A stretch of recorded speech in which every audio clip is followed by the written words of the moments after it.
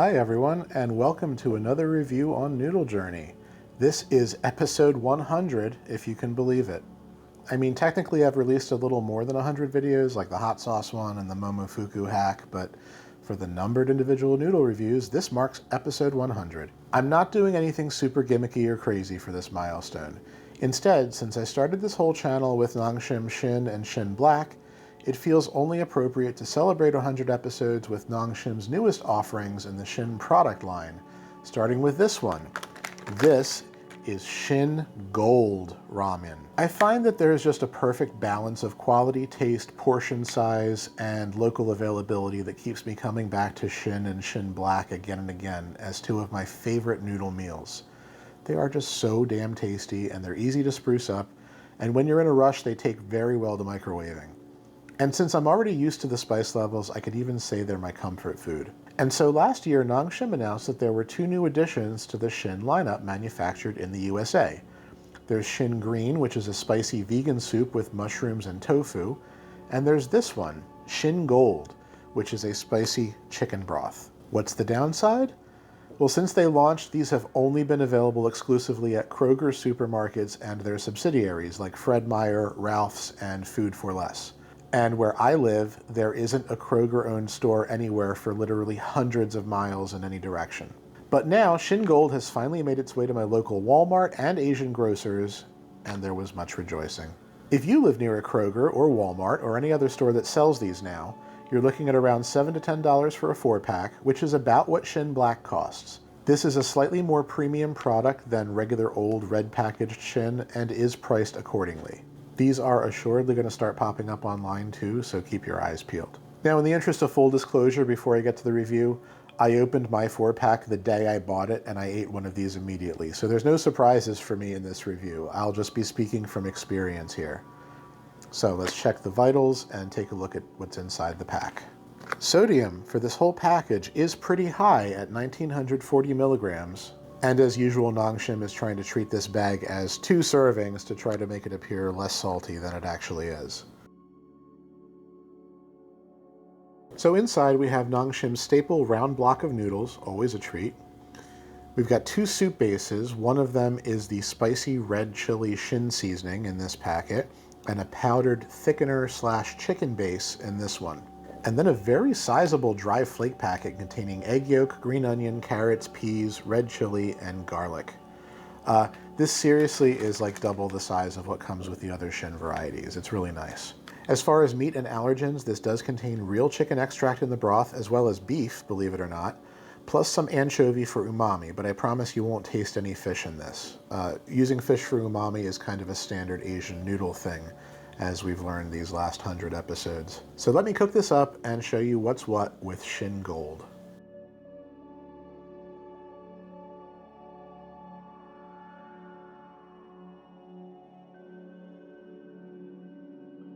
And here it is. Now, I think this comes out looking really nice. The broth is thick and oily. There's a lot of dried ingredients rehydrated into this. You can see all this egg right here, the peas. The smell is a really great aroma of chicken broth and chili pepper. All right, I'm going in.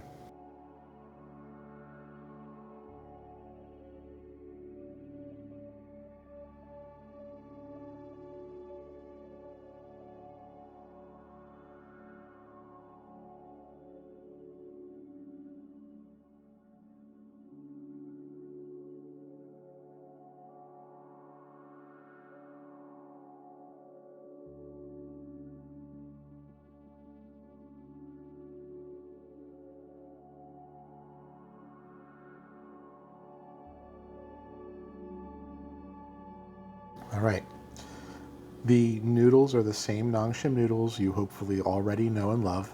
They're a wonderful chewy texture with an appropriate thickness for this application.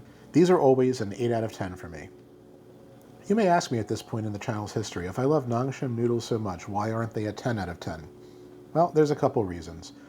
They don't always take well to sitting in the broth the same way other brands do. By which I mean they get a little softer more quickly, in my experience. And Nongshim noodles also have a slightly oily aftertaste that I don't personally find as pronounced in paldo or otogi. And don't get me wrong, I like that aftertaste most days, but those are still contributing factors to the noodle score. So yeah, Nongshim noodles are an 8 out of 10 for now and for the foreseeable future. Now the spice level on this is interesting. Shin Black is less spicy than Shin, at least when we're talking about the US versions. So you would think Shin Gold would kind of be in that same boat, but no, this is pretty much on par with the red Shin soup. It's got a spicy chili pepper taste and bite to it, and it will burn your mouth if you're not expecting it. If you really want to try this variety, you can add some things like Kraft singles, egg, or even mayonnaise to help tone it down. Or you could go light on the red soup powder at the expense of losing some of the flavor. So I'm going to give this a 6 out of 10 for spice. And so let's talk about flavor and quality. You all know what chicken soup tastes like, I'm sure, but this has a real zip to it. It is salty, as is most packaged chicken soup, but there's some terrific umami going on with this too. Lots of good soy and onion and garlic flavor, not the least of which comes from these awesome garlic chips in here. There's even a little hint of lemon extract in the broth too. And like I was saying before, the dried flakes are great as well. I'm never going to swoon over carrots and peas too much, but they cook up well and they're not mushy. The dehydrated egg is way better than what we get in cup noodles, and it gives it a nice mild egginess. And all of the little green bits that you see floating on top are parsley flakes. So there's a little bit of herbaceous flavor from those coming through as well. And then there's the consistency of the broth, which is just wonderful. It's thick, oily, and comforting, the way a premium bone broth should be.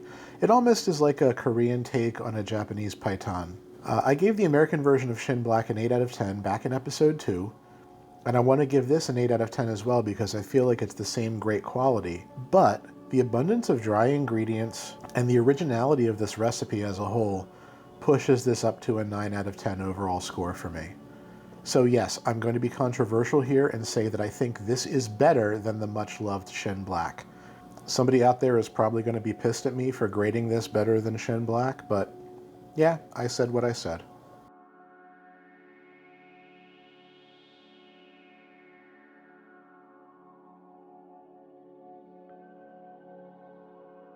This is a terrific addition to the Shin product line, and I am so relieved that it's finally starting to become available outside of Kroger chains. If you see this in your local market and want a spicy chicken soup treat, buy this. If you're already a fan of Shin and Shin Black, buy this. Really, I don't think you're going to be disappointed unless you're vegetarian, unless you avoid salty noodles or spicy food entirely, or if for some reason you just hate chicken broth. So I'm sure you figured out by now that the next episode is going to be my review of Shin Green, so I do hope you'll tune in for that. As always, leave me comments and questions, and please remember to like this video and subscribe. Likes and subscriptions tell me that you still enjoy my content after 100 reviews, and hopefully I'll be able to keep making reviews for another 100 episodes and beyond. We just passed the 500 subscriber mark during the Bulldog Marathon, so I really thank you all for your support. Thank you for watching, and I hope to see you on the next episode of Noodle Journey.